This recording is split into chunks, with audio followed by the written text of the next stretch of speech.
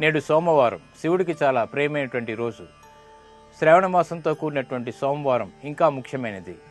మరి ఈ సోమవారం నాడు చేపట్టేటువంటి శివ పూజ ఎటువంటి ఫలితాలను కలిగిస్తుందో పరిశీలిద్దాం. సోమవారం శివునికి ఎంతో ప్రియమైనది. సోమవారం నాడు శివ పూజ చేస్తే సత్వరం శివానుగ్రహాన్ని పొందవచ్చు. సోమవారం నాడు స్నానాధికాలు పూర్తి చేసి తర్వాత ఓం నమ శివాయ అనేటువంటి పంచాక్షరిని జపిస్తూ శివలింగంపై 11 సార్లు ఉద్ధరిణితో శుద్ధోదకంతో అభిషేకం చేయాలి. అనంతరం శివలింగానికి భస్మం, కుంకుమ, చందనం, పుష్పాల్ని అలంకరించాలి. సోమవారం నాడు శివునికి బెల్లం లేదా తేనెల్ని నివేదన చేయాలి. సోమవారం నాడు తప్పనిసరిగా నుదుటిన విభూతిని అలంకరించుకోవాలి. ప్రతినిత్యం సూర్యాస్తమయం అయిన తర్వాత 1 గంట సమయాన్ని ప్రదోషకాలంగా వ్యవహరిస్తాం. సోమవారం నాడు ఈ సమయాన్ని సౌమ్య ప్రదోషం అంటారు.